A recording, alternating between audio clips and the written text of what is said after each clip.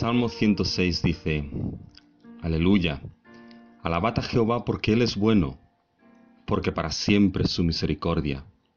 ¿Quién expresará las poderosas obras de Jehová? ¿Quién contará sus alabanzas? Dichosos los que guardan juicio, los que hacen justicia en todo tiempo. Acuérdate de mí, oh Jehová, según tu benevolencia para con tu pueblo. Visítame con tu salvación, para que yo vea el bien de tus escogidos, para que me goce en la alegría de tu nación y me gloríe con tu heredad. Pecamos nosotros, como nuestros padres, hicimos iniquidad, hicimos impiedad.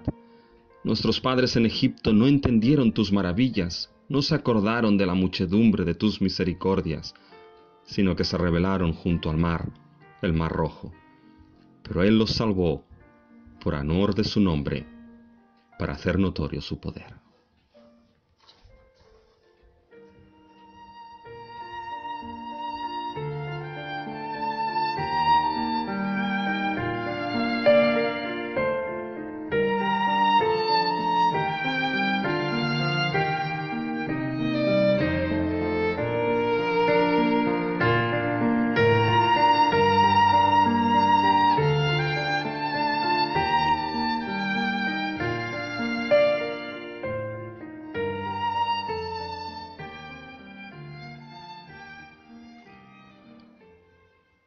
Oh sí, Dios nuestro, te alabamos nuestro Dios, porque tú eres bueno, y porque para siempre es tu misericordia.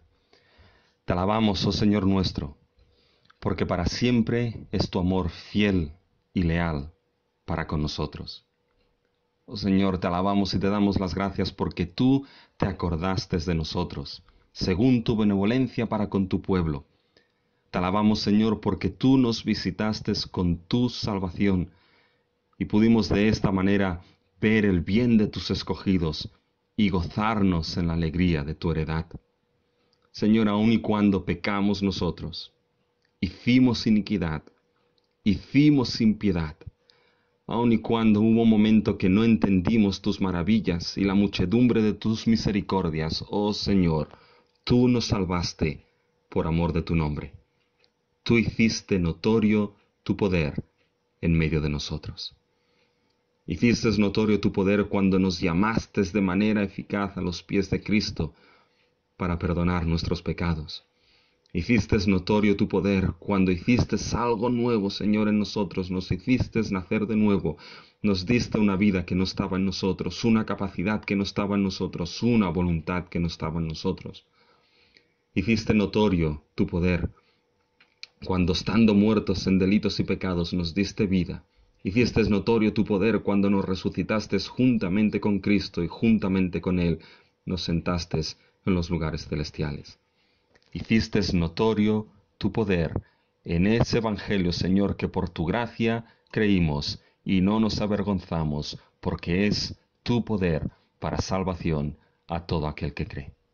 Por eso, Dios nuestro, Dios Trino, Padre, Hijo y Espíritu Santo, te alabamos en el día de hoy. Y Señor, nuestra alma te bendice. Nuestra alma, Dios nuestro, te magnifica. Nuestra alma, Señor, te engrandece. Porque tú eres nuestro Dios. Tú eres bueno y para siempre es tu misericordia para con nosotros. En el nombre de Cristo Jesús, oramos. Amén.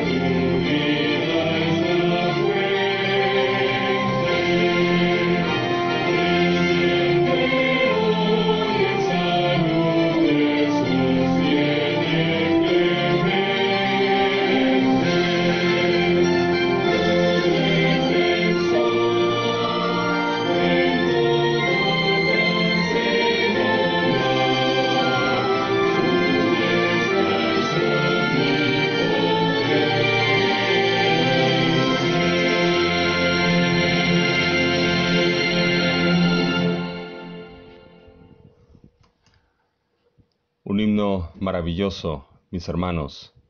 Un himno en el cual es fantástico poder cantar y decir que Él te perdonó y de todo mal te libró. ¿Por qué? Porque su gracia es eterna. La gracia de nuestro Dios no es una gracia por un tiempo. El amor de nuestro Dios no es un amor temporal, no es un amor caduco, sino que es un amor hacia aquellos que Él ha amado y hacia aquellos que Él ha salvado, hacia su pueblo. Es un amor leal y que permanece para siempre. Y muy bienvenidos, mis hermanos, en este culto de este domingo 19 de abril, un culto en el cual todavía seguimos en confinamiento, pero cada día que pasa, no se olviden, mis hermanos, que es un día menos que nos queda de confinamiento. Y damos la bienvenida a todos aquellos hermanos y hermanas de Piedra de Ayuda que están hoy escuchando y asistiendo a este culto, y también a aquellos hermanos y hermanas que posiblemente no son de nuestra congregación, pero también nos están escuchando. Les damos la bienvenida a todos y lo hacemos como lo solemos hacer en nuestra congregación, en nuestra familia de Piedra de Ayuda. Nos decimos que Dios nos ama y nosotros hacemos lo posible. A nivel de anuncios, mis hermanos, tienen algunos anuncios en el boletín, pero hay una serie de anuncios que se me pasaron aquí en tono el mea culpa. Es mea culpa porque no vi a tiempo unos emails que se me mandaron. Pero el primer anuncio es para nuestras señoras y para nuestras señoritas, que el viernes 24 a las 6:30 tendrán su reunión de mujeres. Nuestras señoras, nuestras señoritas, las mujeres con propósito de Piedra de Ayuda. El viernes 24 a las 6:30 tendrán lo que es su reunión de mujeres. Y el tema, un tema importante. Van a tocar el tema de la Biblia en mi vida. Así que ya saben, todas las señoras y señoritas de Piedra de Ayuda y aquellas que quieran visitar vía digital están invitadas a esta reunión de mujeres el viernes 24 a las 6:30. Y como probablemente todavía no habremos ido a ningún lado, pues qué mejor que hacer que este viernes a las 6:30 reúnanse en este tema fantástico de la Biblia en mi vida. Y un tema bien escogido porque el domingo 26 como Piedra de Ayuda vamos a tener el Día de la Biblia en nuestro culto. Recordaremos lo que es la importancia de las Escrituras. Recordaremos que la Biblia es nuestra regla de fe y conducta. Como pueblo de Dios nos dice lo que creer y nos dice cómo vivir conforme a lo que creemos. Así que el próximo domingo 26 tendremos lo que es el Día de la Biblia en nuestra iglesia. Simplemente informar que el certificado de solidez que nos requerían para el informe, la adecuación del local, pues gracias a Dios ya lo tenemos, ha sido concedido. Eso quiere decir que tenemos un edificio sólido y damos las gracias a Dios por ello y oramos que sea sólido por muchos años más. Y simplemente pedir oración por dos hermanos. David Barceló, que es el pastor de la Iglesia de la Gracia en San Andreu, y que es el hijo de nuestros amados hermanos Josep Barceló y Margarita, que son pastores en Manresa. Simplemente ya hemos estado informando, pero la suegra de David Barceló, Pilar, falleció. El Señor se la llevó a consecuencia del coronavirus, pero el Señor se la llevó para estar en su hogar, para estar contemplando ahora mismo lo que es la faz de su Señor y de su Salvador. Así que por Pilar no tenemos que orar, pero sí oremos por David, Elizabeth, su esposa, y por su familia en estos momentos difíciles y tristes. Y también por nuestro hermano José de Segovia. La mayoría lo conocen, y los que no les suene, pues es el hermano que estuvo con nosotros dándonos las conferencias en el retiro pasado. Él va a ser intervenido en breve de un tumor renal. Así que vamos a orar que Dios tenga a los médicos en sus manos en estos momentos donde intervenciones son complicadas por todo el tema del coronavirus. Pues que el Señor lo tenga en sus manos, que el Señor bendiga a José, a su esposa, a su familia. Así que tengámoslo también, mis hermanos, en oración. Creo que el resto de anuncios los tienen en el boletín y, como siempre digo, si se nos pasa algo, pues ya lo anunciaremos más adelante. Y hablando del boletín, se lo tienen delante de ustedes, mis hermanos, o si no, las Biblias. Tenemos la primera lectura congregacional de este culto. En este culto vamos a tener 2 lecturas congregacionales que haremos todos juntos. Y todo el culto y esas lecturas van precisamente del amor de Dios hacia nosotros, pero un amor de Dios muy particular y concreto, un amor que llevó precisamente a escoger un pueblo amado y a un pueblo escogido. Y la primera lectura la encontramos en el libro de Deuteronomio, el capítulo 7, y los versículos del 7 al 8.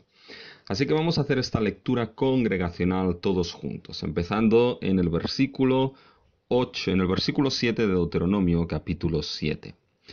No por ser vosotros más que todos los pueblos os ha querido Jehová y os ha escogido, pues vosotros seréis el más insignificante de todos los pueblos, sino por cuanto Jehová os amó y quiso guardar el juramento que juró a vuestros padres. Os ha sacado Jehová con mano poderosa y os ha rescatado de servidumbre de la mano de Faraón, rey de Egipto. Un texto que Dios les dice a Israel por qué les había escogido. Israel, como pueblo escogido de Dios, no había sido escogido por ser un pueblo especial, por ser el pueblo más grande que había en aquel tiempo. Era el pueblo posiblemente uno de los más insignificantes, pero Dios los escogió porque les amó. Y su amor era un amor de pacto, y guardó su pacto, su juramento, con Abraham, Isaac y Jacob. Dios los escogió por un propósito, por un motivo sublime, porque Él los amó.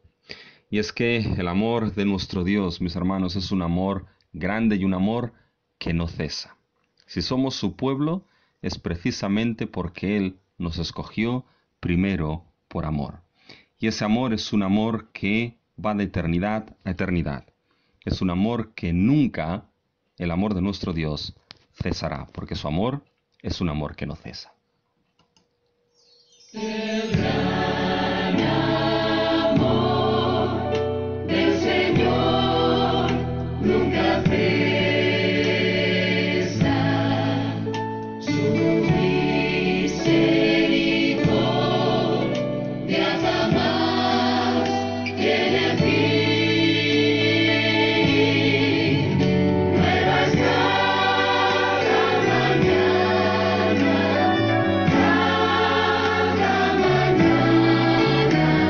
tu gran fidelidad, Señor, tu gran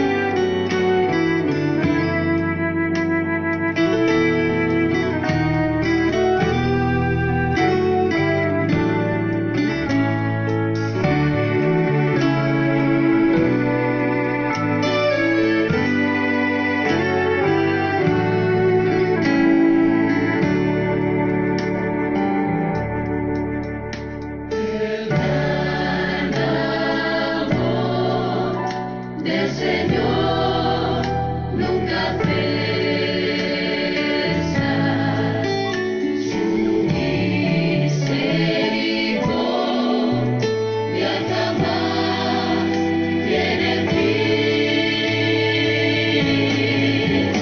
Nuevas cada mañana,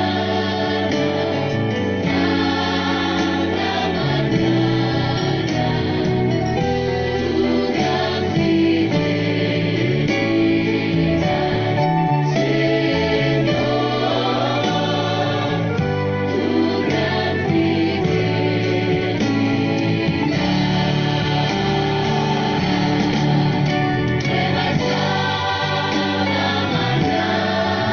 Nuevas cada mañana, tu gran fidelidad, Señor, tu gran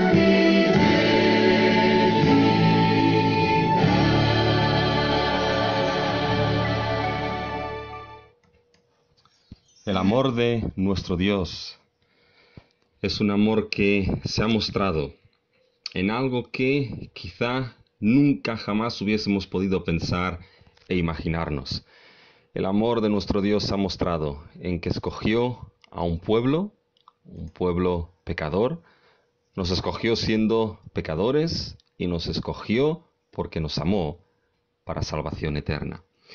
Y eso es precisamente lo que vemos en nuestra siguiente lectura congregacional, que la tenemos en la carta que el apóstol Pablo escribió a los romanos, en el capítulo 9.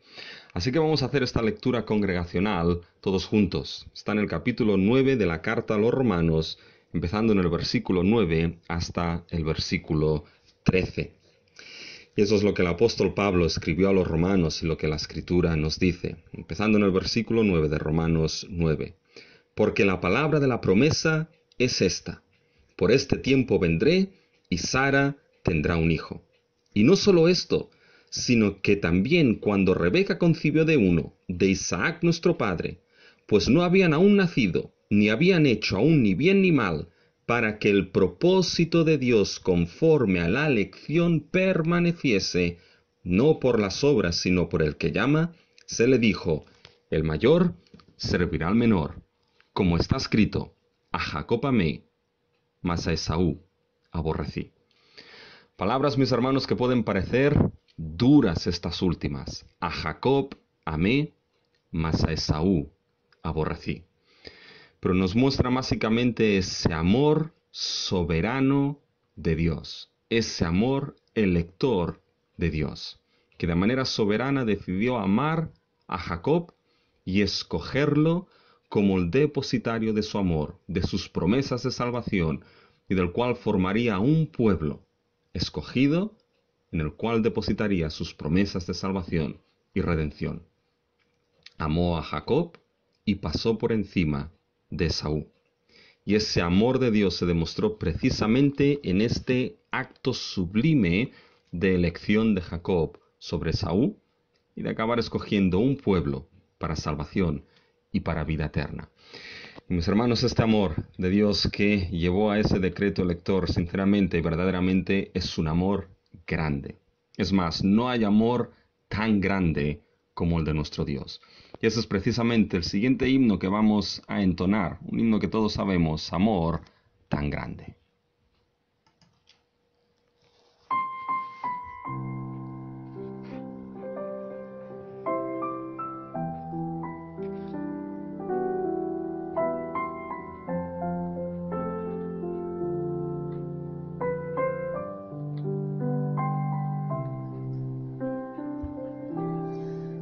Amor tan grande, profundo y sublime,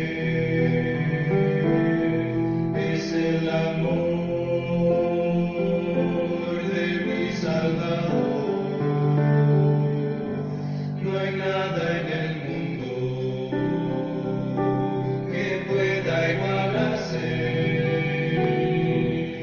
al tierno amor de mi Salvador. Dios te amó, Dios te amó, solo eres tú, el Dios te amó. No hay otro Dios fuera de ti, con tu poder. Para mí hay amor.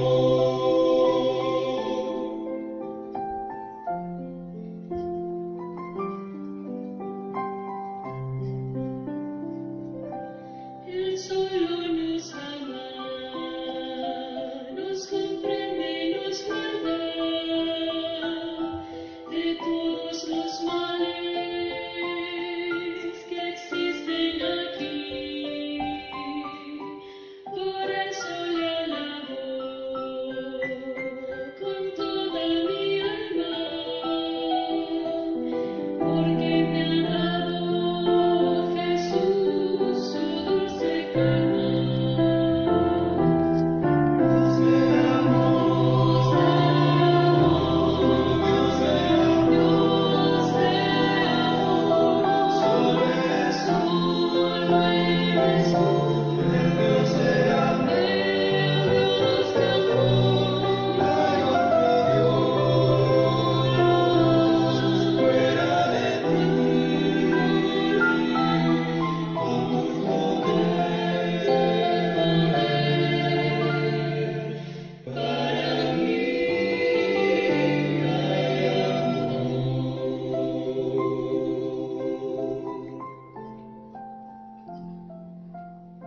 ciertamente, mis hermanos, que no hay otro Dios con ese amor tan grande derramado hacia nuestras vidas.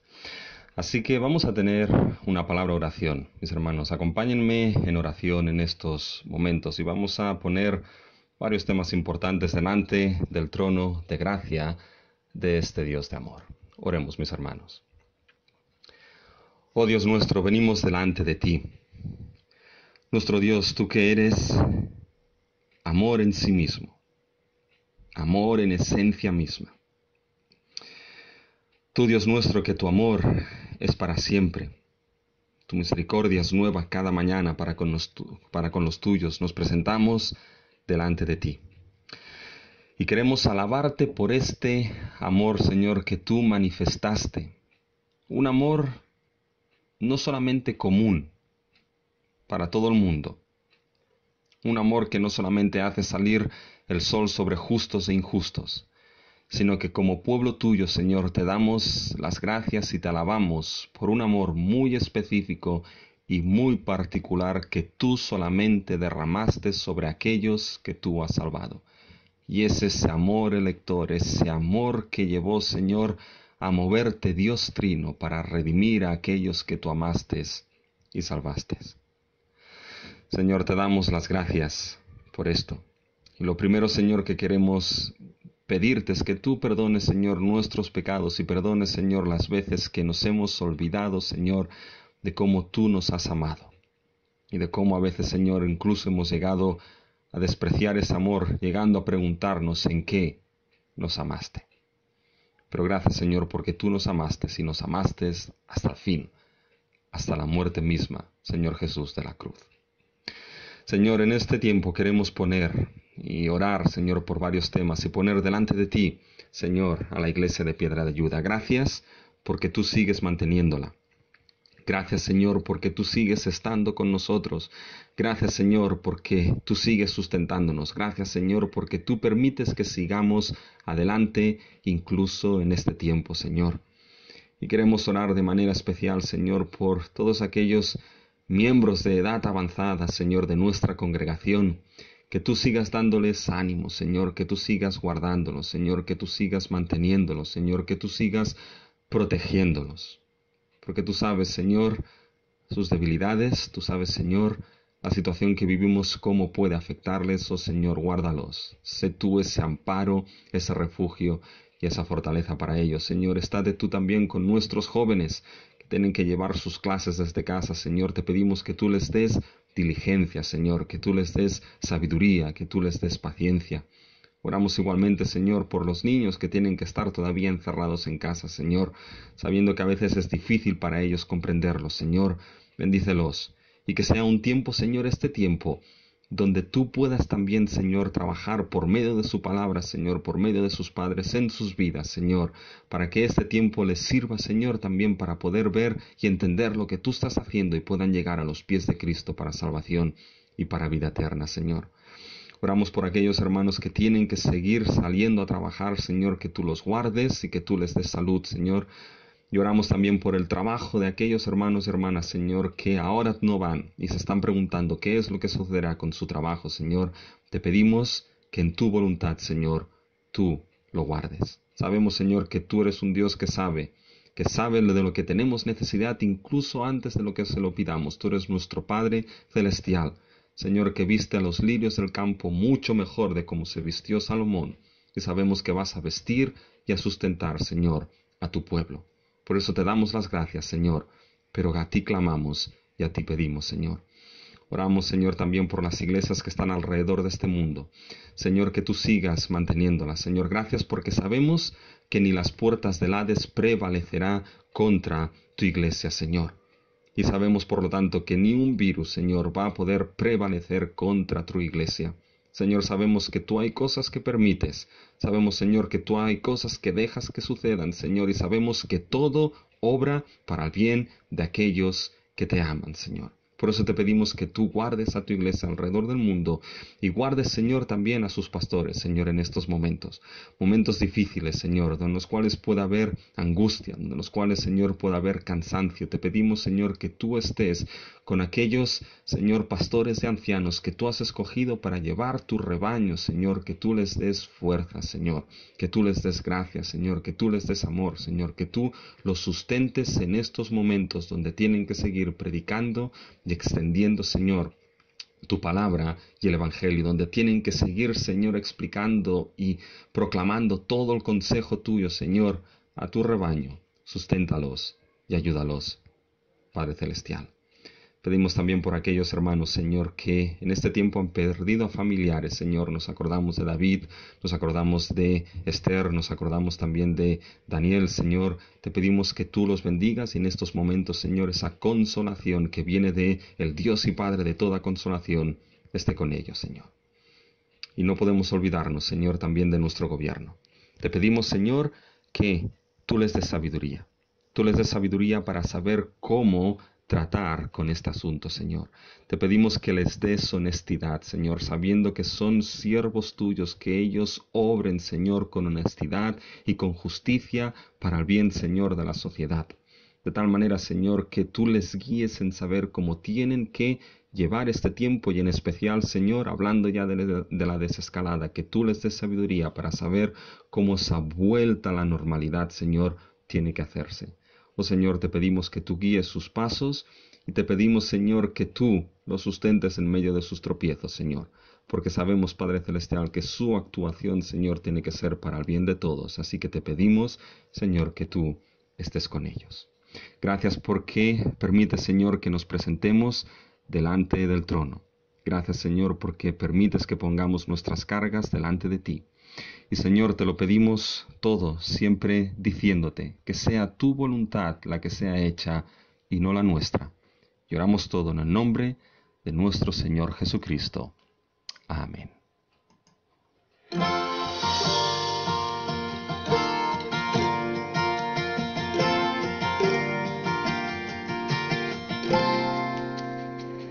gran Dios santísimo, reina en mi corazón, sé tú el dueño de mi ser, vencer toda rebelión.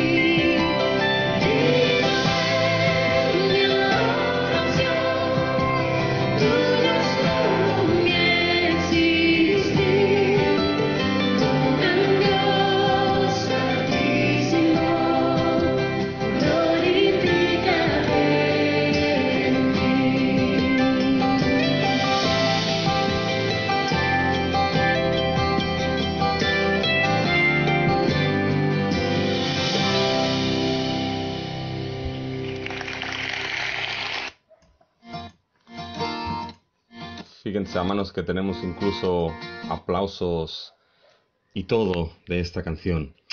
Abran sus Biblias, mis hermanos, y háblalas en el libro de Malaquías. Hoy empezamos este profeta menor. Y vamos a leer en lo que son los versículos del 1 al 5 del capítulo 1 de Malaquías. Malaquías capítulo 1, empezando en el versículo 1 y terminando en el versículo 5. Y en ese texto estará basado el mensaje de hoy. Dice: profecía de la palabra de Jehová contra Israel por medio de Malaquías. Yo os he amado, dice Jehová, y dijisteis: ¿en qué nos amaste? ¿No era Esaú hermano de Jacob? Dice Jehová: y amé a Jacob, y a Esaú aborrecí, y convertí sus montes en desolación, y abandoné su heredad para los chacales del desierto. Cuando Edom dijere: nos hemos empobrecido, pero volveremos a edificar lo arruinado, así ha dicho Jehová de los ejércitos: ellos edificarán, y yo destruiré, y les llamarán territorio de impiedad y pueblo contra el cual Jehová está indignado para siempre. Y vuestros ojos lo verán, y diréis: sea Jehová engrandecido más allá de los límites de Israel. Dios bendiga su palabra. Vamos a tener una palabra de oración, mis hermanos, antes de empezar con lo que es la predicación de la palabra. Oh nuestro Dios, venimos delante de ti en estos momentos y queremos pedirte, Señor, que tú bendigas la predicación de tu palabra. Queremos pedirte, Señor y Dios nuestro, que tu palabra sea dada, Señor, con poder del Espíritu. Señor, te pedimos que tu palabra haga el propósito para el cual tú la envías. Por eso, Señor, la ponemos en tus manos. Y te pedimos, Señor, que la predicación, la exposición de tu palabra sea agradable delante de ti. Que te lo pedimos todo en el nombre de nuestro Señor Jesucristo. Amén. Déjenme, hermanos, que empiece leyéndole 4 frases de una oración que tiene por título El amor difundido. Y esta palabra de oración dice: oh Padre, te adoro por tu gran amor en el don de Jesús. Oh Jesús, te bendigo por entregar tu vida por mí. Oh Espíritu Santo, te doy gracias por revelarme este misterio. Gran Dios, permite que tu Hijo vea en mí el fruto del esfuerzo de su alma. Fíjense, mis hermanos, que es una oración que se dirige al Dios Trino y empieza primeramente adorando al Padre por el gran amor que Él tiene. Pero el gran amor del Padre que expresó de una manera específica en el don de su Hijo Jesucristo. Un amor que se mostró en el Hijo entregando su vida por aquellos que éramos pecadores. Un amor que se mostró en el Espíritu Santo, mostrando y revelando este glorioso misterio del Evangelio de Salvación en Cristo Jesús. Y es que esta pequeña oración nos muestra que hay un amor muy concreto, un amor muy particular, el cual Dios derramó de una manera muy específica sobre aquellos que Él salvó. Y es precisamente de este amor que nos está hablando el profeta Malaquías en estos 5 versículos del capítulo 1.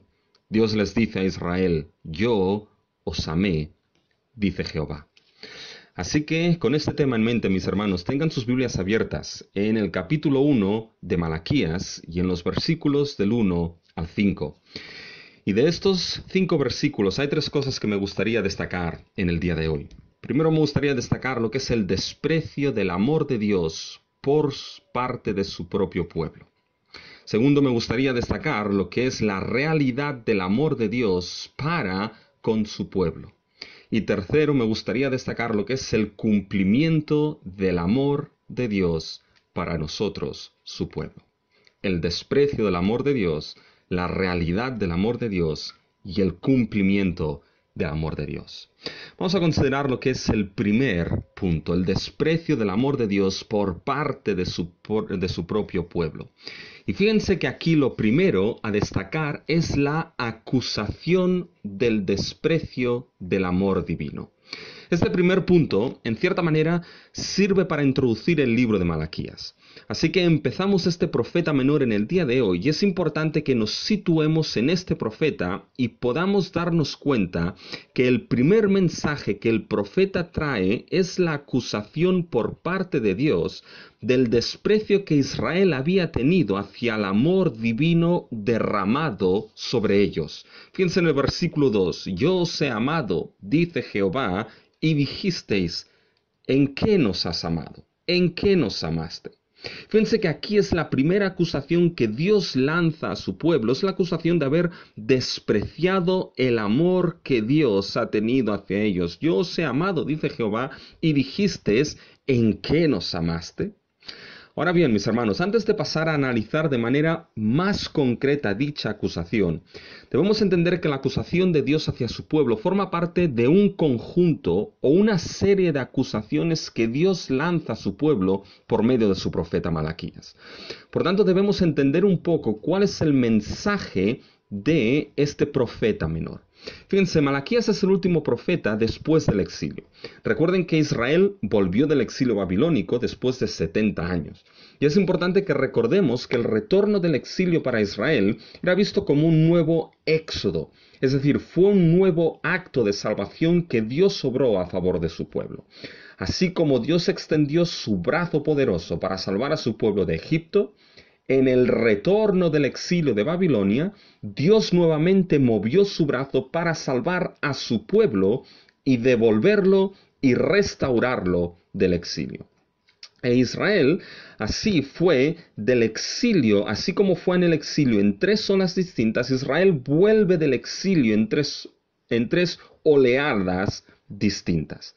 Y fíjense, cuando regresan a la tierra prometida, se encuentran con la situación que no había ni ciudad, ni templo, y la primera tarea que Israel tenía que hacer era reconstruir el altar y poner los fundamentos del templo y reconstruir el templo de Dios. Algo que Israel empezó a hacer, pero paró. Y es aquí donde Dios trajo 2 profetas, Ageo especialmente, y Zacarías. Y es a través de ellos que Dios exhortó al pueblo a reconstruir el templo de Dios. Vimos esto de una manera muy especial cuando estudiamos Ageo. Dios exhorta a su pueblo a reconstruir el templo y acaba diciéndoles que Dios mismo será quien acabará reconstruyendo el templo. Será Él quien restaurará la gloria postrera de su casa, mucho mayor la gloria postrera que la primera. Será Él quien acabará bendiciendo a un pueblo impuro por medio de hacer todas las cosas nuevas. Pues bien, ahora el mensaje de Malaquías nos lleva un paso más allá en el periodo de después del exilio. Y sabemos que el templo estaba ya reconstruido. Y lo sabemos porque hay referencias en Malaquías que nos habla, por ejemplo, de la función del sacerdocio. Escuchen, por ejemplo, Malaquías capítulo 2 y los versículos del 1 al 3. Ahora pues, oh sacerdotes, para vosotros es este mandamiento: si no oyereis, si no decís de corazón dar gloria a mi nombre, ha dicho Jehová de los ejércitos, enviaré maldición sobre vosotros y maldeciré vuestras bendiciones. Y aún les he maldecido porque no habéis decidido de corazón. He aquí yo os dañaré la sementera y os echaré el rostro el estiércol de vuestros animales sacrificados, y seréis arrojados juntamente con él. La verdad es que el versículo 3 de este capítulo es bastante enfático y representativo, pero fíjense que se habla de sacrificios y de sacerdotes.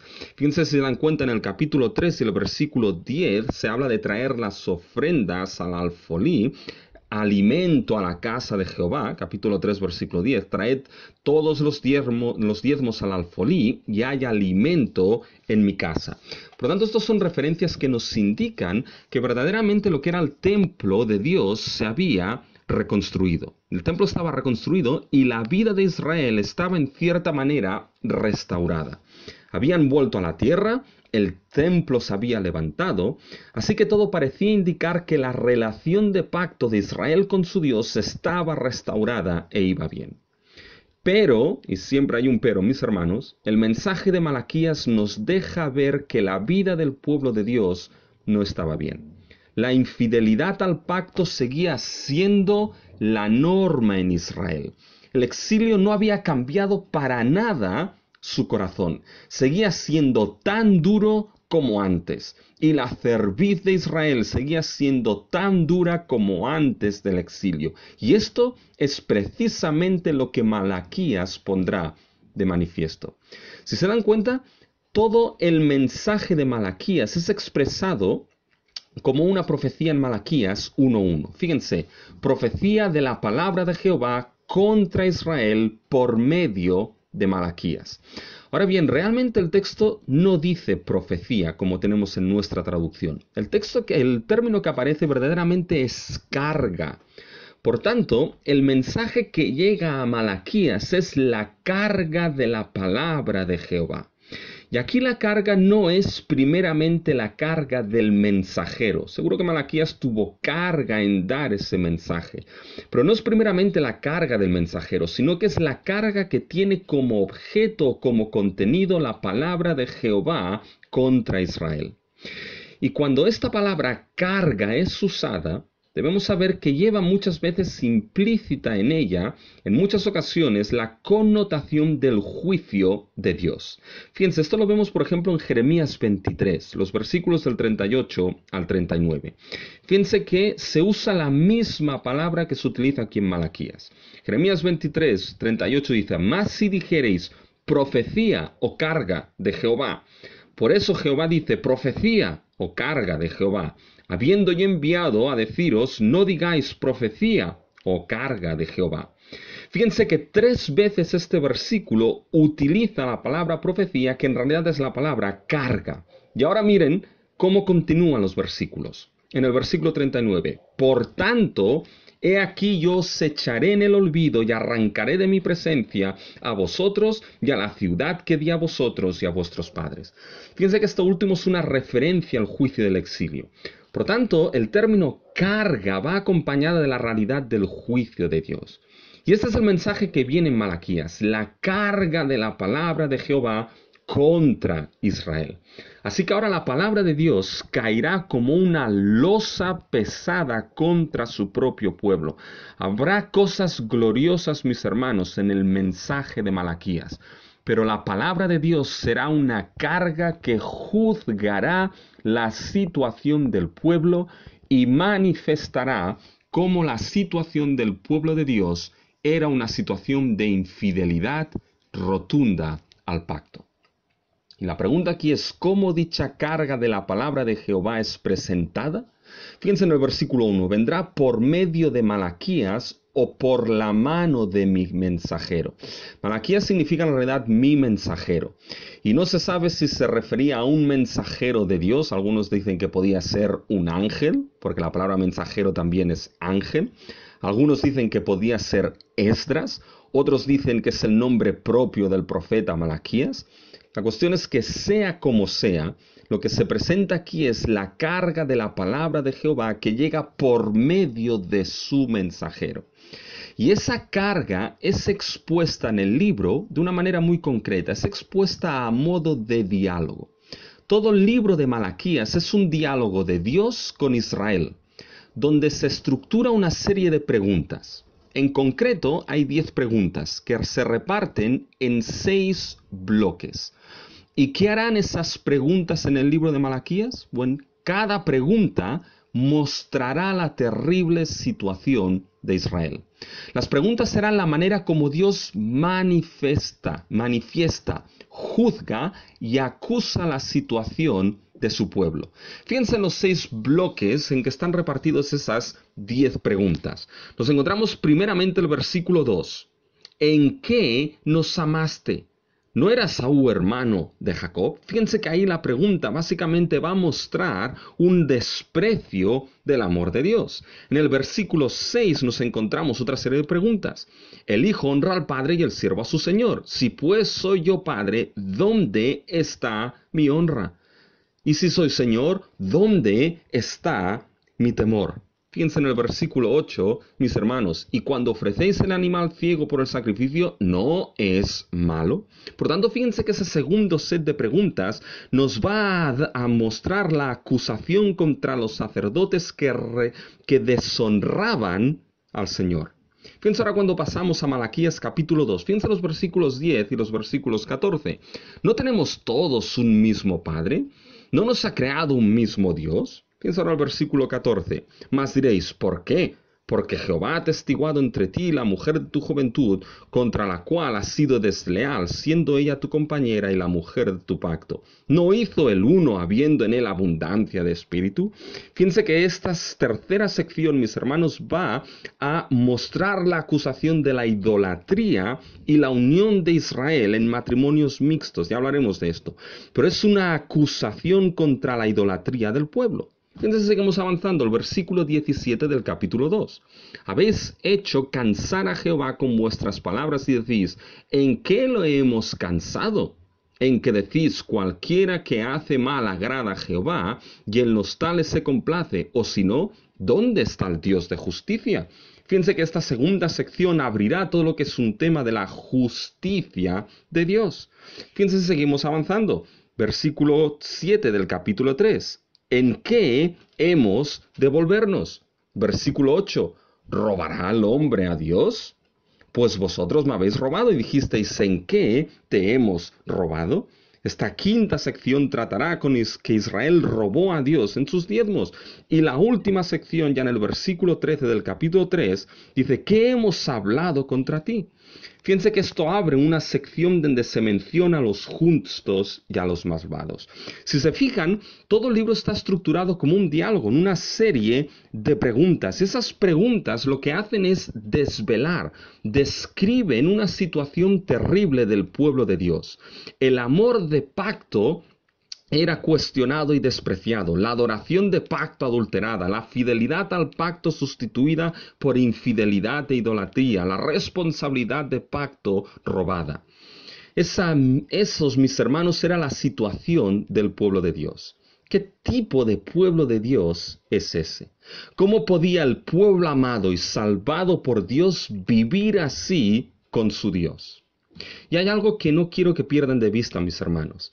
En Ageo Dios terminó diciendo que lo haría todo nuevo y ahora llegamos al pueblo de Dios y ese pueblo seguía tan mal como antes. Nada, absolutamente nada había cambiado en ellos. Y esto nos muestra algo, muestra la necesidad de que el cambio no puede ser un cambio externo, tiene que ser un cambio interno y no externo. Muestra que el pueblo de Dios no podía cambiarse a sí mismo y el ser humano no puede cambiarse a sí mismo. Una manzana podrida no puede hacerse sana por sí sola. Un mueble carcomido por la carcoma no puede restaurarse a sí mismo.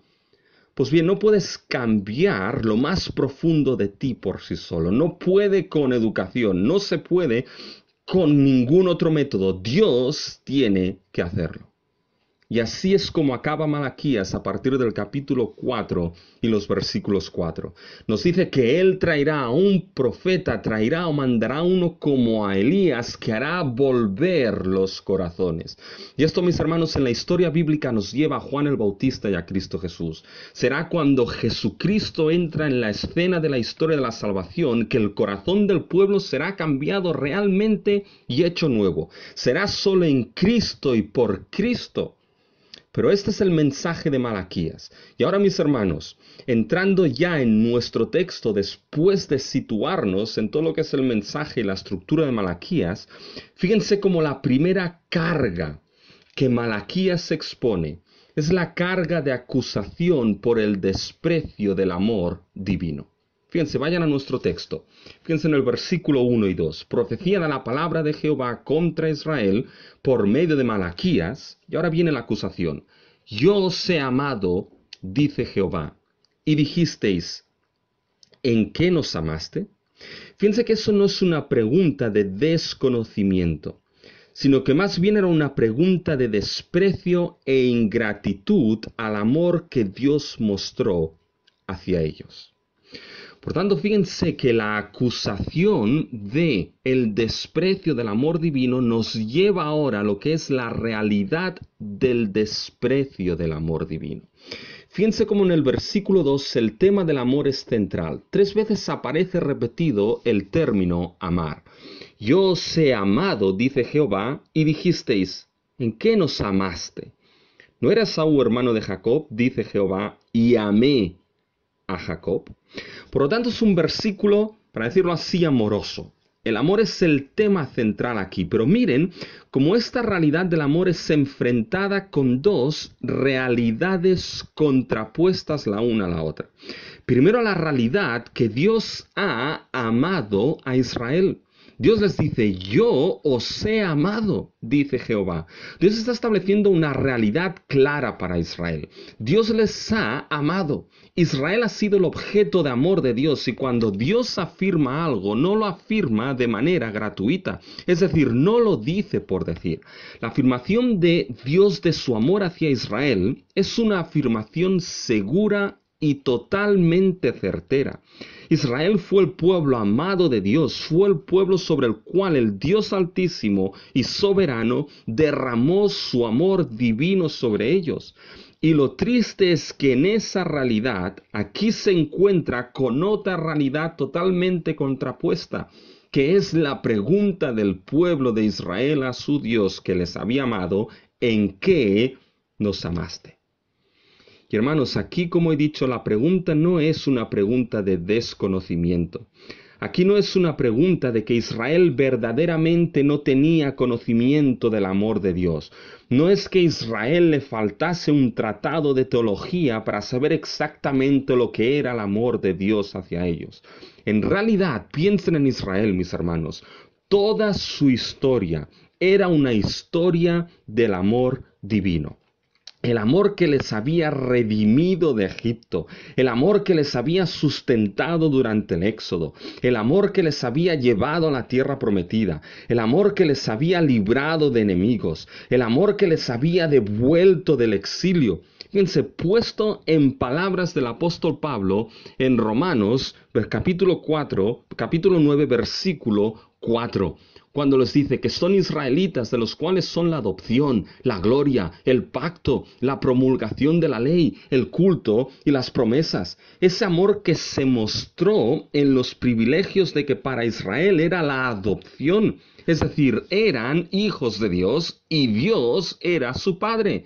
Fíjense cómo se expresa con ese lenguaje Dios en Malaquías 1, versículo 6. El hijo honra al padre y el siervo a su señor. Si pues soy yo padre, ¿dónde está mi honra? El amor de haberles dado el privilegio de adopción, el amor de haberles dado la gloria que vieron en el tabernáculo y en el templo, el privilegio de los pactos, de la ley, de la adoración al Dios verdadero, el amor de haberles dado el privilegio de las promesas redentoras, algo que ningún otro pueblo y ninguna otra nación tenían. Fíjense, eso era específica y particularmente para Israel. Así que cuando Dios les dice, yo os he amado, no está mostrando a su pueblo un tipo de amor común que puede tener toda la creación porque Dios es creador. No les está mostrando un amor común que Dios puede tener con todas las naciones por ser dueño de toda la tierra. No les está hablando de ese amor común. Realmente cuando se habla del amor de Dios, suele situarse dentro de la bondad de Dios, de ese atributo más general. Y hay un amor común que hace salir el sol sobre justos e injustos, pero Dios no les habla de este amor común con Israel. Dios les está diciendo, vosotros, mi pueblo, sois los depositarios de un amor muy particular, muy peculiar, muy especial derramado sobre vosotros. Toda la tierra es mía, pero vosotros sois mi especial tesoro sobre todos los pueblos. Vosotros sois el tesoro que más amo de todo lo que tengo, dice Jehová. Fíjense que era un amor muy particular y especial que solamente Dios derramó sobre Israel. Cuando Dios les dice, yo os he amado, dice Jehová, está apelando a ese amor particular y especial sobre Israel. Un amor que nadie en ese momento de la historia de la salvación había experimentado. Un amor que les había dado el privilegio de haberlos convertido en el pueblo escogido y amado de Dios. Así que piensen, toda la historia de Israel es muestra de ese amor. Por tanto, la pregunta de Israel, ¿en qué nos amaste?, ¿Sabe? No es una pregunta de desconocimiento, sino de desprecio e ingratitud a ese amor de Dios. Su pregunta era un desprecio a ese amor como Dios les había amado. Es como aquel padre, imagínense, que le da todo al hijo. Le da su herencia, su casa. Y el hijo vive como quiere sin ningún respeto al padre. Y el padre le dice, ¿no has visto cómo yo te he amado? ¿Por qué haces esto? Y el hijo le responde, ¿en qué me has amado? ¿Qué me has dado? O es como aquel inquilino que el dueño le cede su propiedad sin cobrar nada, libre de cargos, y el inquilino empieza a hacer lo que quiere sin respeto alguno al dueño de la propiedad, y el dueño un día le dice, yo te he dado todo esto, ¿por qué haces esto? Y el inquilino le dice, ¿qué me has dado? Estas preguntas no son preguntas de desconocimiento, sino de desprecio e ingratitud.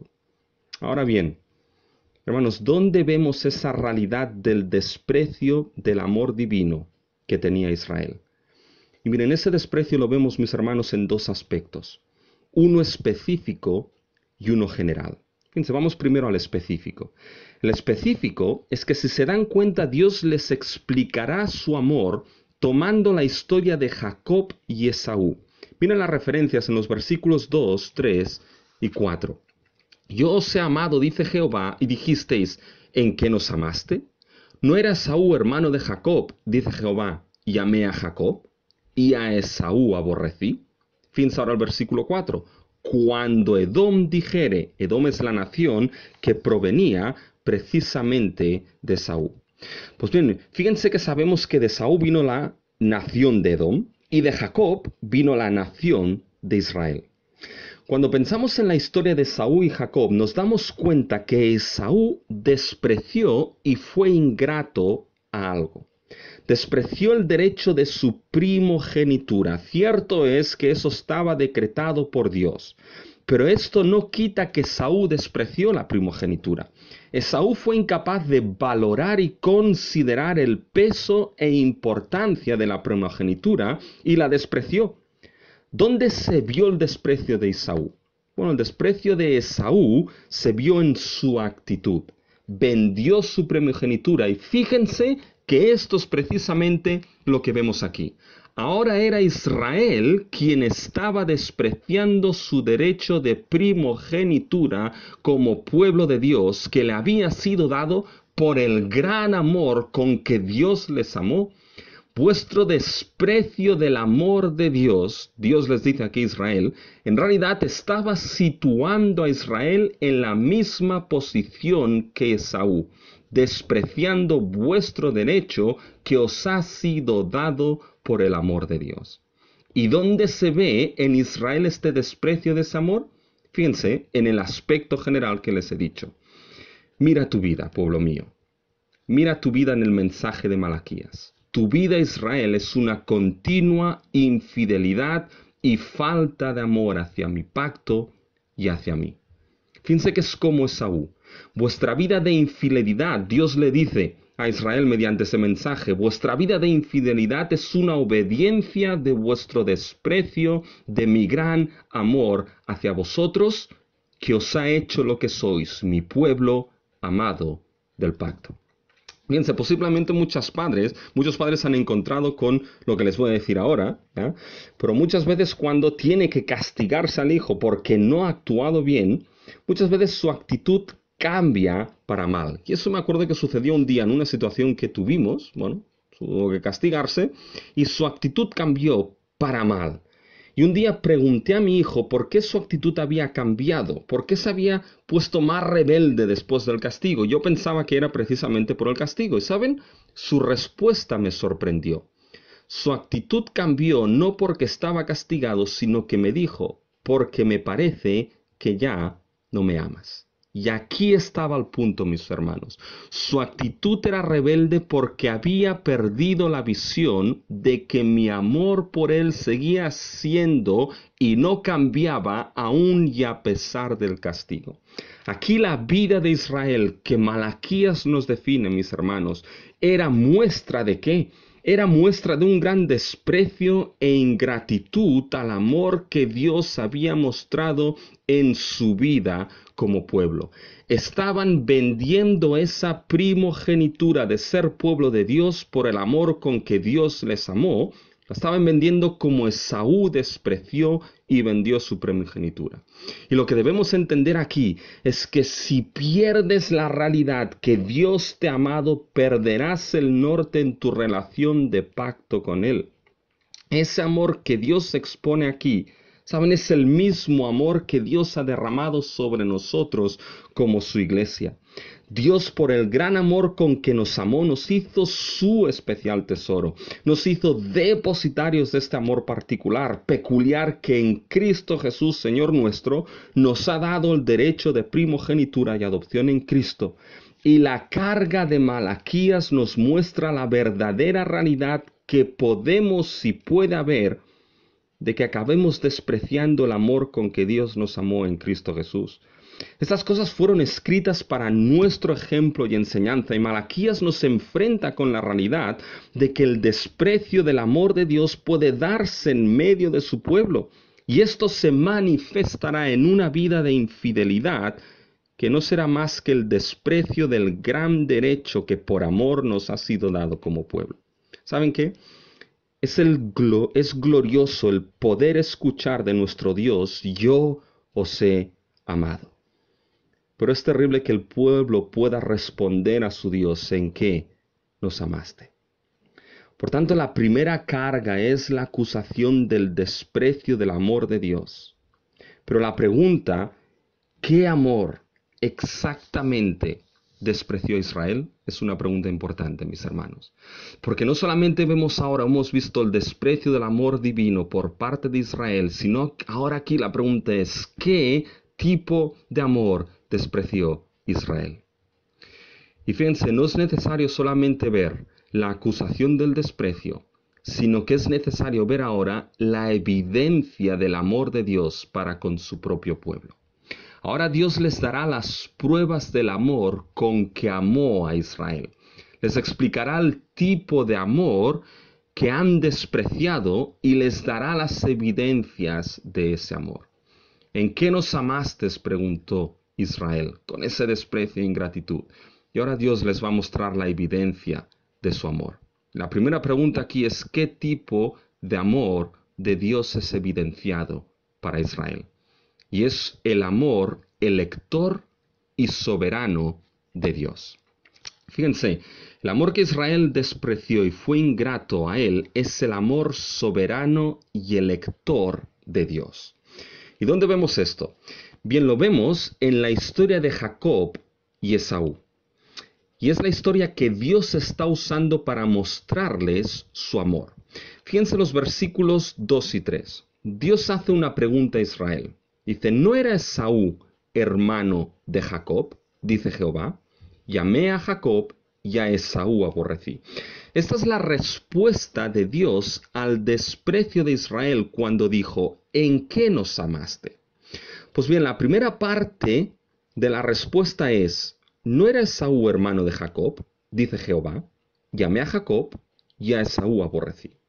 Dios empieza a responder cómo les amó, con qué tipo de amor les amó. Y fíjense que para entender bien esta afirmación de Dios debemos recordar un poco qué sucede en la historia de Jacob y Esaú. Y fíjense que esto nos lleva a Génesis 25 y en concreto el versículo 23. En ese texto podemos leer: y respondió Jehová: 2 naciones hay en tu seno, y 2 pueblos serán divididos desde tus entrañas. El un pueblo será más fuerte que el otro, y el mayor servirá al menor. Dios le está revelando a Rebeca no únicamente lo que significan las contracciones, pero le está revelando también cómo se moverá la historia de la redención. Los 2 niños que hay en ella, Esaú y Jacob, a lo largo de la historia de la salvación representarán 2 pueblos divididos. De Esaú vendrá el pueblo de Edom, los edomitas, y de Jacob vendrá el pueblo de Israel. Ahora bien, Dios le descubre algo a Rebeca que es totalmente contrario a la cultura y pensamiento de aquel tiempo. Dios le dice a Rebeca, y el mayor servirá al menor, es decir, el primogénito servirá al segundo. Y sabemos por la historia que esto sucede cuando Esaú decidió despreciar y vender su primogenitura. Y Jacob pasó a tener el derecho y bendición de la primogenitura. Esto en la historia de la salvación implica que ahora Jacob será el depositario de las promesas de pacto, de las promesas de salvación. Las promesas de tierra y nación dadas a Abraham y a Isaac ahora pasan a Jacob. Y será a través de Jacob y su descendencia que Israel será básicamente el depositario de esas promesas en la historia de la salvación. Ahora bien, ¿cómo llegó a suceder esto que el mayor sirviese al menor? ¿Cómo llegó a suceder que esto tan contracultural se acabase dando? Y sucedió, mis hermanos, no primeramente porque Esaú vendió su primogenitura, sino por decreto elector de Dios. Antes que Jacob y Esaú naciesen, Dios decidió, Dios escogió que Jacob sería el escogido. Por tanto, fue la elección de Dios lo que marcó la diferencia entre Jacob y Esaú. Fue el deseo de Dios y el beneplácito de su voluntad de escoger a Jacob sobre Esaú.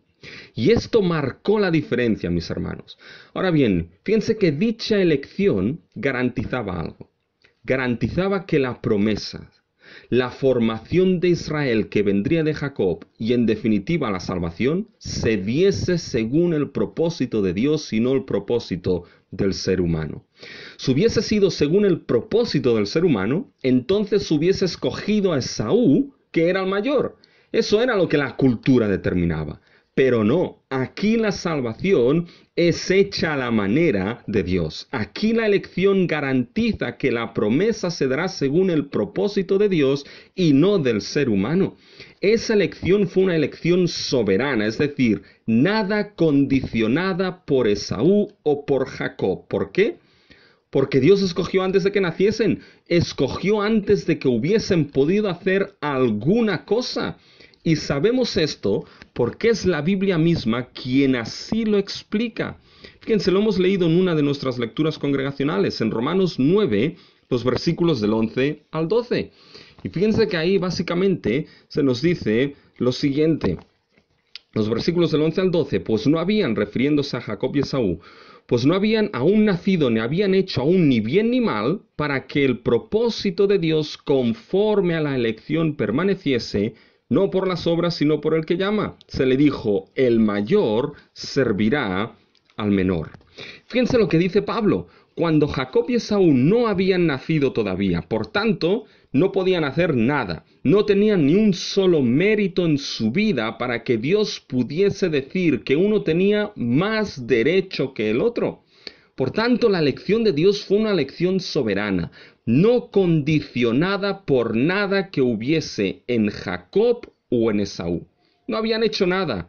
Y Dios, para que su propósito conforme a la elección permaneciese, se le dijo a Rebeca, al mayor servirá al menor.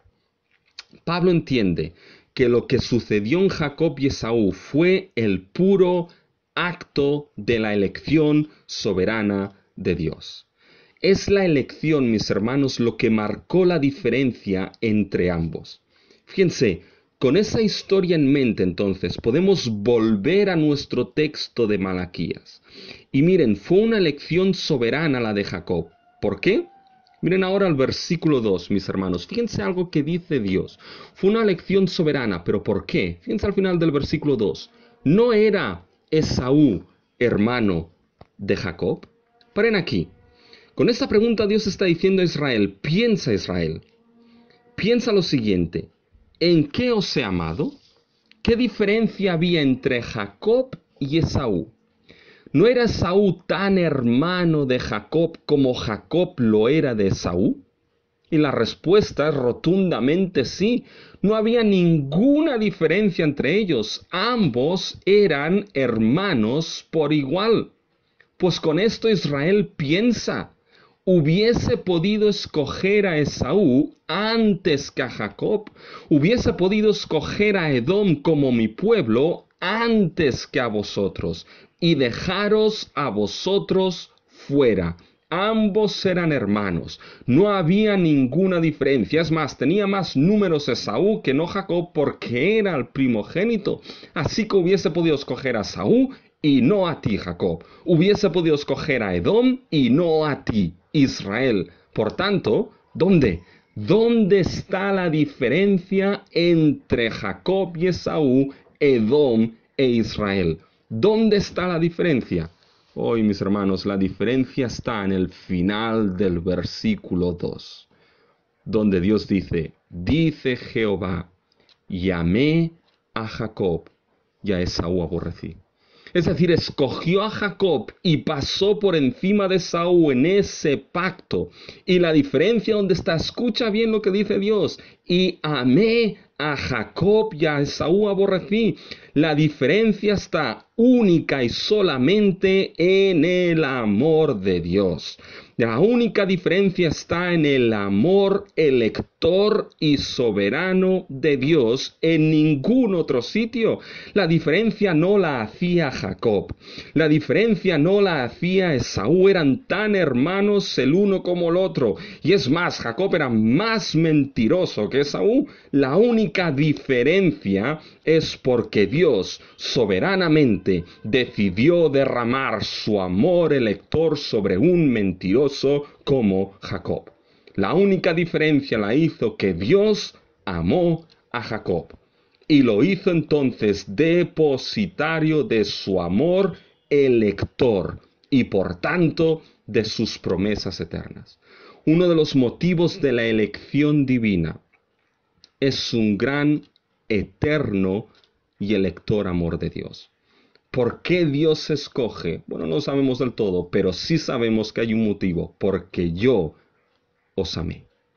Siendo Jacob amado con ese amor elector, siendo Jacob el representante de la futura nación de Israel, entonces también Israel se convertía en depositario de ese amor elector y soberano como la descendencia que venía de esa promesa y de ese pacto. Escuchen lo que le dice a Deuteronomio.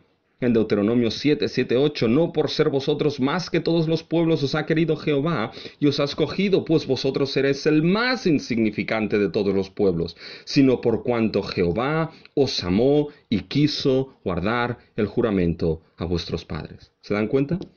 Es un amor elector ligado al pacto que Dios hizo. ¿En qué nos amasteis?, preguntó Israel. Y Dios responde, os amé en que os hice los depositarios de mi amor elector y soberano. Y ese amor elector me llevó a escogeros sin haber nada en nosotros. Hermanos, este tipo de amor es única y particularmente para aquellos que Dios tenía en su decreto eterno desde antes de todas las cosas. Este amor es el que hace la diferencia. Israel, no busques la diferencia en ti, la diferencia está en mí, dice Jehová. Yo os amé con este amor elector. Y sigue siendo lo mismo, hermano y hermana, en todo creyente genuino en Cristo Jesús. Si te preguntas, ¿en qué me amaste, Señor?, la respuesta está en que Dios te amó con un amor elector desde siempre. Dios te amó con un amor elector que le llevó a escogerte para adoptarte como su hijo y como su hija. Y si te preguntas, ¿por qué a mí?, la respuesta es no busques la respuesta en ti porque no hay nada absoluto en ti y en mí, sino que todo depende del Dios que nos amó. Y ahora la pregunta aquí es, ¿cuál es la evidencia de ese amor elector y soberano de Dios? Y la evidencia es la salvación y preservación de su pueblo. Fíjense ahora, mis hermanos, en los versículos del 3 al 5. Aquí el profeta muestra la evidencia de ese amor elector y soberano de Dios. Ahora el profeta pasa de Jacob y Esaú a las naciones que representan, en especial Edom. Y fíjense las palabras de los versículos 3 al 5. Son la evidencia de ese amor elector de salvación y preservación. Fíjense, salvación y preservación explicadas en formato del Antiguo Testamento. ¿En qué nos amasteis? Bien, en que amé a Jacob y a Esaú aborrecí. Os amé con ese amor elector que me llevó a escogeros como mi pueblo, dice Dios. Y miren ahora a partir del versículo 3. Hay otra evidencia en cómo ese amor elector se manifiesta, se evidencia, la prueba de ese amor elector. Fíjense en el versículo 3. Y a Esaú aborrecí, escuchen, y convertí sus montes en desolación, y abandoné su heredad para los chacales del desierto. Miren, Dios describe su actitud hacia Edom como una actitud de juicio. Fíjense el lenguaje: convertí sus montes en desolación, abandoné su heredad para los chacales del desierto. Edom era una región situada al sur de Judea y del Mar Muerto, en la península arábica, y era una región montañosa. Pues bien, toda esa región, los montes quedarán desolados, dice Dios. Convertí sus montes en desolación. Claramente Dios juzgó a la nación de Edom de una manera terrible. Esa destrucción para Edom no sería una destrucción temporal, sino permanente y total. Dios destruiría y juzgaría terminantemente a Edom sin ninguna posibilidad de restauración para ellos. Sería un juicio terminante. Y fíjense, esto lo vemos en el versículo 4. Cuando Edom dijere, nos hemos empobrecido, pero volveremos a edificar lo arruinado. Así ha dicho Jehová de los ejércitos. Ellos edificarán y yo destruiré, y les llamarán territorio de impiedad y pueblo contra el cual Jehová está indignado para siempre. Fíjense cómo Dios plantea una imposibilidad de restauración para Edom. Aun y cuando Edom quisiese restaurarse, del juicio y de la destrucción le sería imposible. Dios no se lo iba a permitir. El juicio sería total y la imposibilidad de restauración sería imposible. Ese juicio, en parte, se daba ¿por qué? Se daba por la enemistad que Edom tuvo contra Israel. Proviniendo de un mismo padre, Edom oprimió a Israel y Dios les juzgaría por ello. Y si quieren verlo, lean otro profeta menor que es Abdías, donde se narra la profecía contra Edom. Por tanto, esta enemistad se ve cumplida al final en un rey idumeo que era Herodes y la simiente última de Israel que era Jesucristo. Pero en Malaquías vemos que Dios juzgará completamente a Edom y no habrá para ellos posibilidad de restauración. La cuestión es que no se sabe exactamente los detalles de ese juicio expuesto aquí. Lo que sí se sabe es que fue una coalición de reyes de tribus nabateas que poco a poco fueron desplazando a los edomitas de su tierra. Pero el punto de Malaquías es claro aquí. Es que no habrá un amor ni gracia redentora para Edom. No habrá gracia y amor restaurador para Edom. En otras palabras, no hay salvación para Edom. No hay restauración para Edom. Dios destruirá su territorio y por mucho que quieran construir, Dios no lo permitirá. La pregunta aquí es, ¿cómo dicho juicio sobre Edom permite ver la evidencia del amor elector de Dios hacia Israel? Y aquí, hermanos y hermanas, deben pensar en el contexto de Malaquías. Es un profeta posexílico después del exilio. Por tanto, fíjense, Israel sí que había sido salvado del exilio y del juicio de Dios en ese exilio. Israel sí que había vuelto a la tierra, sí que había sido restaurado. Israel sí que había vuelto a la tierra prometida y seguía teniendo esa tierra por posesión. ¿Qué diferencia había para hacer esto? Ninguna, mis hermanos, entre Israel y Edom. Ninguna. Israel había sido y era tan pecador como Edom. Israel igualmente, por su pecado y por su infidelidad al pacto, había sido llevado al juicio máximo del exilio bajo el imperio babilónico. Eran tan pecadores y merecedores del juicio terminante de Dios como lo era Edom. No había diferencia en ellos. Pero hay dos realidades bien contrastadas aquí. Un pueblo Israel que aún y su pecado El juicio fue temporal para ellos. Dios los salvó trayéndoles nuevamente del exilio y Dios los restauró y preservó en su tierra. Y otro pueblo, Edom, cuyo juicio sería final, no habría salvación, ni preservación, ni restauración para ellos. ¿Qué es lo que marcó la diferencia, siendo ambos pecadores, entre uno y el otro? Lo único que marcó la diferencia fue el amor elector de Dios sobre Israel. Su amor elector hacia su pueblo escogido se manifestó, se evidenció en que Dios los salvó, Dios los restauró y Dios los preservó, mientras que aquellos que no eran depositarios de ese amor elector, Edom, no experimentaron esa salvación, esa restauración y esa preservación de Dios. Y acabaron finitos para siempre. Fíjense que el amor elector de Dios tenía el propósito de ¿qué, mis hermanos?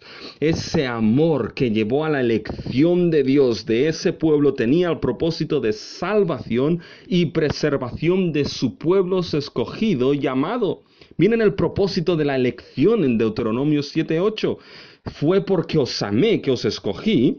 Y dice Dios en el versículo 8, sino por cuanto os amé y os quiso guardar el juramento a vuestros padres, os ha sacado Jehová con mano poderosa y os ha rescatado de servidumbre de la mano de Faraón, rey de Egipto. ¿Se dan cuenta?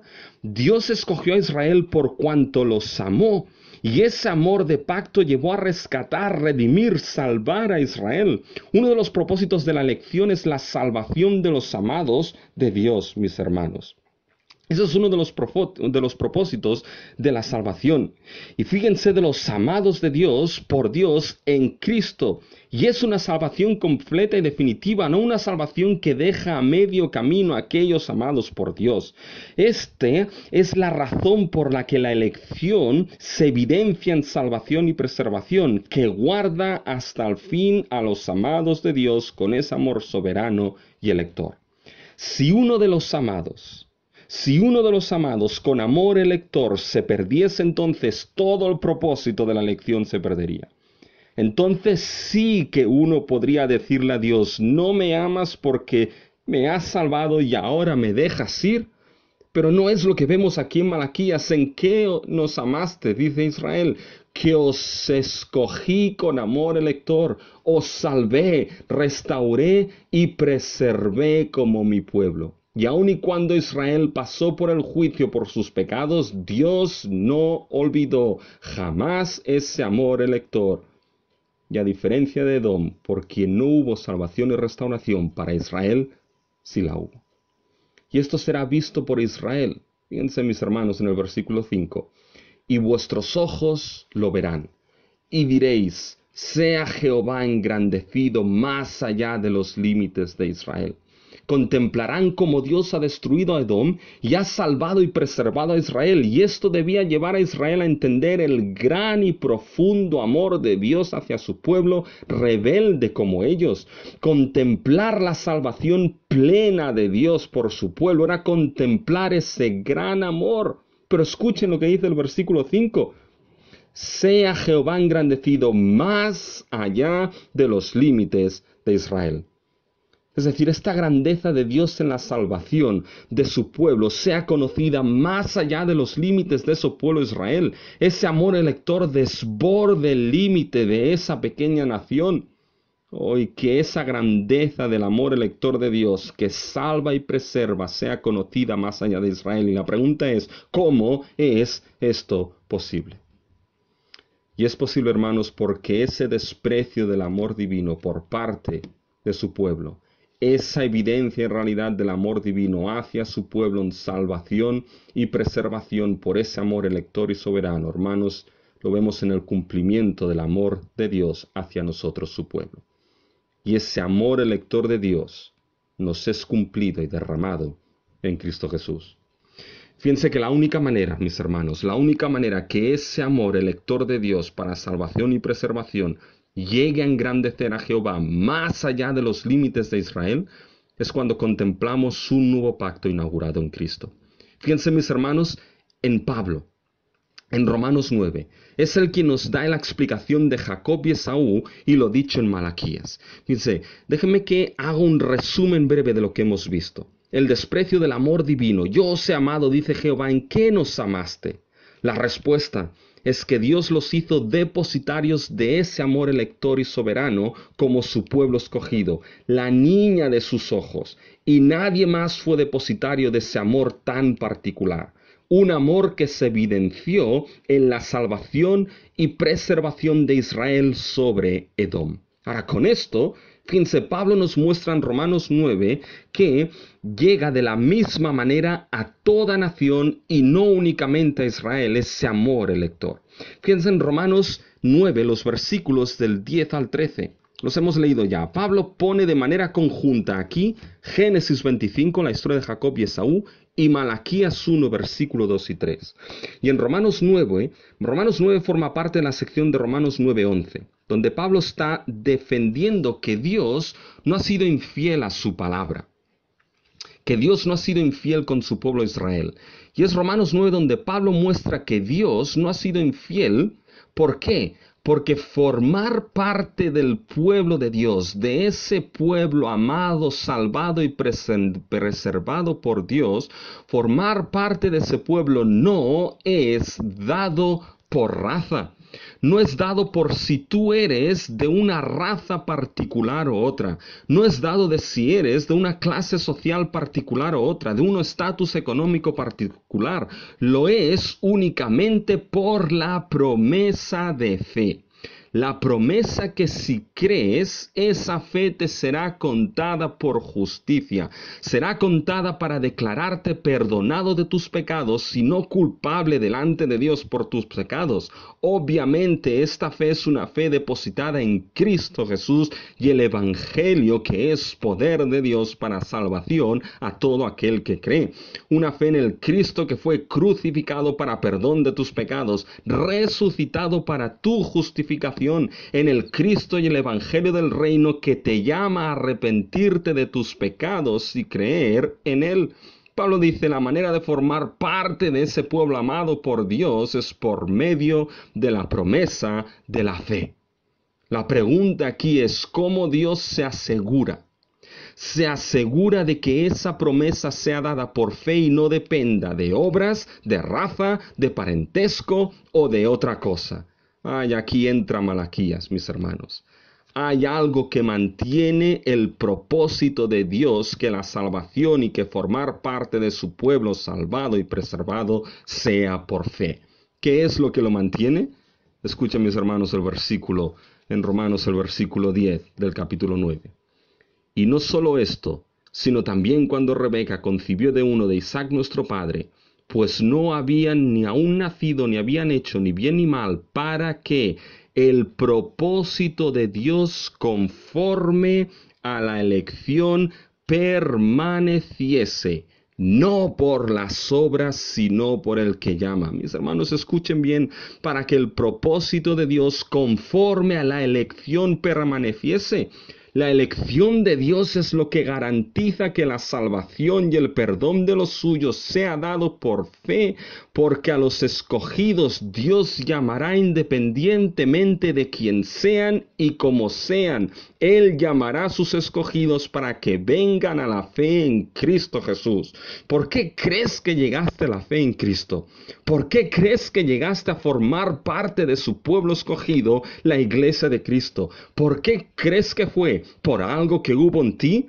Nada de esto, no fue por nada que había en ti, sino porque Dios te escogió soberanamente y Dios te llamó con el mensaje del Evangelio de Cristo Jesús. A Dios no le importó si eras judío o gentil, hombre o mujer, rico o pobre, niño o adulto. Te escogió y te llamó con cuerdas de amor hacia Cristo Jesús para salvación. ¿Por qué?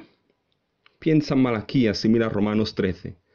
Como está escrito, a Jacob amé, a Esaú aborrecí.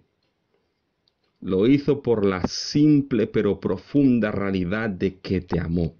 Te hizo depositario desde la eternidad misma de su amor elector, soberano y de pacto. No había ninguna diferencia entre ti y el resto. Pero a Jacob amé y a Esaú aborrecí. Su amor de pacto eterno y soberano fue derramado sobre sus escogidos por amor. Y quizás podrás pensar, esto es injusto, pero no hay injusticia en Dios alguna. El amor elector de Dios nunca se mueve por injusticia, sino por justicia y misericordia. Fíjense en Pablo, en este mismo capítulo 9, el versículo 14. ¿Qué pues diremos? ¿Que hay injusticia en Dios? En ninguna manera. Pues a Moisés dice, tendré misericordia del que yo tenga misericordia y me compadeceré del que yo me compadezca. No te olvides que todo ser humano desde la caída está condenado, es un reo justamente condenado por su pecado ante Dios. Por tanto, si determinas que la elección de Dios es injusta, le estás pidiendo a Dios que sea justo, y esto implicaría que la justicia de Dios debería entonces dejar a todo ser humano, incluido a ti, al infierno. Estableciendo Dios su amor elector sobre algunos, no está haciendo injusto, sino misericordioso. El justamente condenado es escogido para salvación no por injusticia, sino por misericordia. Y aquel que Dios pasa por encima no es injusticia, sino muestra de justicia de Dios, dejando que el ya condenado se quede como está. Así que no hay injusticia por ningún lado. O bien hay justicia, o bien hay misericordia. Y el amor elector de Dios sobre ti hizo que al final hallases misericordia y en Cristo fueses perdonado de tus pecados, salvado, preservado para la eternidad y goces del privilegio de la adopción del pueblo escogido llamado de Dios. Y para que este propósito del amor elector no fallase ninguno de los que Dios amó y escogió, Dios estableció el mejor medio. Dios envió a su Hijo Jesucristo en la cruz, ofreciéndose, mis hermanos. Y Cristo en aquella cruz no estaba ofreciéndote salvación diciendo, si quieres ven, y si no, pues te lo piensas. No. Jesucristo en la cruz estaba obrando el propósito del amor elector de Dios. Jesucristo en la cruz era Salvador. El Padre amó con amor de pacto y elector a los suyos para salvación y preservación, y Jesucristo en aquella cruz obró y aseguró ese propósito. Cristo en aquella cruz estaba obrando la salvación de los escogidos y preservándolos hasta el fin. Cuando dijo consumado es, esa salvación fue obrada y consumada. Y para que la salvación y preservación de Dios se sellase sobre los que derramó su amor elector y soberano, el Padre y el Hijo enviaron al Espíritu como sello preservador de la herencia futura. Todavía nos preguntaremos a Dios o le preguntaremos ¿en qué nos amaste? Fíjense, hermanos, que como conclusión y aplicación final, la carga de la palabra de Dios dada a Malaquías nos muestra que debemos entender algo, que hay un peligro verdadero como la Iglesia de Cristo que podamos despreciar el amor con que nuestro Dios nos ha amado. Podemos llegar a pensar que aquello que nos fue dado como una bendición de gracia, en realidad la recibimos como un derecho. Y nos advierte del peligro de despreciar el amor, mis hermanos, de ese amor con el que Dios nos amó. Y eso se mostrará en una vida que despreciará inmediatamente la obediencia al Dios que nos ha amado. Habrá situaciones en tu vida que pueden llevarte a preguntarte ¿en qué me amas, Señor? Habrá situaciones en nuestra iglesia que puede llevar a preguntarnos ¿en qué nos amas, Señor? Pero tu respuesta a la pregunta hará un mundo de diferencia en cómo vivirás con tu relación con Dios. Israel vivió como quiso porque en otras cosas despreció ese amor de Dios. Y si te preguntas ¿dónde entonces en esas situaciones contemplo ese amor? Malaquías nos enseña que contempla ese amor de Dios en la salvación como la gran expresión del amor de Dios hacia ti. Preservó y salvó a Israel y no a Edom. Y es que la obra de salvación en el Evangelio, mi hermano y hermana, es la gran evidencia del amor elector de Dios hacia ti y hacia su iglesia. ¿Cómo nos amaste? El Padre nos escogió, el Hijo nos redimió, perdonó, el Espíritu nos selló. Por lo tanto, contempla la obra de salvación de Dios y verás cuánto te amó y te ama el Trino Dios. ¿Piensas que no te ama? O profundiza en el Evangelio y verás cuánto te ama y te amó Dios. Y Malaquías nos enseña una última cosa, que es un llamado al arrepentimiento. Un llamado a arrepentirse de tus pecados para aprobar la elección. Y ese es del gran amor elector de Dios, mis hermanos. Puedes pensar, si Dios tiene a sus escogidos, entonces, ¿qué tengo que hacer yo? ¿Seré yo uno de sus escogidos? Y déjame aquí que saque a grandes teólogos como Andrew Fuller, C.H. Spurgeon, los cuales dijeron, esta no es la pregunta. No debes preguntarte si eres uno de los escogidos de Dios. Simplemente obedece lo que Cristo te dice. Arrepiéntete de tus pecados y cree en el Evangelio del Reino y así probarás tu elección. Porque únicamente aquellos sobre los cuales el amor del elector de Dios fue derramado, únicamente ellos por la gracia de Dios serán llevados a arrepentimiento y fe en Cristo Jesús. Por lo tanto, no preguntes si lo seré, sino arrepiéntete de tus pecados y cree en Cristo para salvación y vida eterna. Y mis hermanos, son preciosas las palabras que Dios derramó sobre nuestras vidas. Yo os he amado. Son bellas palabras de vida.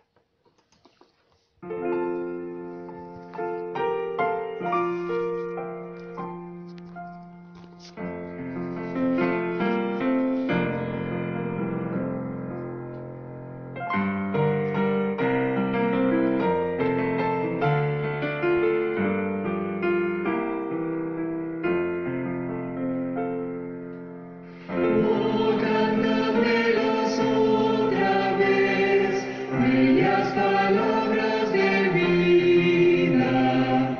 Halo en ellas mi gozo y luz, bellas palabras de vida. Sí, de luz y vida, son sostén y guía. Qué bellas son, bellas palabras de vida. Qué bellas son, bellas palabras de vida. Jesucristo a todos da bellas palabras de vida. Hoy escúchalas, pecador, bellas palabras de vida. Bondadoso te salva y al cielo te llama. Qué bellas son, bellas palabras de vida. Qué bellas son, bellas palabras de vida. Grato el cántico sonará, bellas palabras de vida. Tus pecados perdonará, bellas palabras de vida. Sí, de luz y vida, son sostén y guía. Qué bellas son, bellas palabras de vida. Qué bellas son, bellas palabras de vida.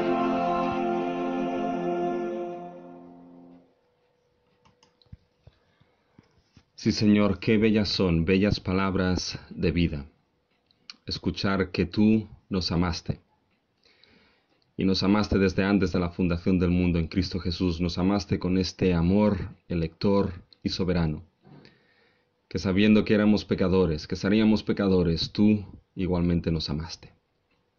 Y nos amaste con ese amor elector que nos escogió para ser parte de tu pueblo salvado, de tu pueblo preservado, de tu pueblo la iglesia que gozará los nuevos cielos y la nueva tierra. Oh Señor, te pedimos que nunca, nunca, y te lo pedimos, Señor, que en tu gracia así sea, seamos ingratos y despreciemos este amor con el que tú nos has amado, sino que contemplemos, Señor, cuando esto cruce en nuestra mente la mayor muestra de amor que hubo, que es la cruz de Cristo Jesús. Señor, ayúdanos siempre a vivir en gratitud, que nuestra vida sea este culto racional en gratitud a ese amor con el cual tú nos has amado, Señor. Y ahora solamente, Señor, te pedimos que la gracia de nuestro Señor Jesucristo esté con todos y cada uno de nosotros, en el nombre de Cristo Jesús. Amén. Bien, mis hermanos, llegamos al final de nuestro culto, pero evidentemente no podemos llegar al final del culto sin felicitar los cumpleaños. Y de esta semana tenemos 2 cumpleaños. Tenemos el cumpleaños de nuestro hermano Francisco Saez y el cumpleaños de nuestra hermana Raquel Vendrell Santacana. Así que ya saben lo que tienen que hacer durante esta semana. Les llaman, les mandan un mensajito y les felicitan el cumpleaños, que de ambos fue el día 14 de abril. Así que para ellos el Señor les bendiga mucho.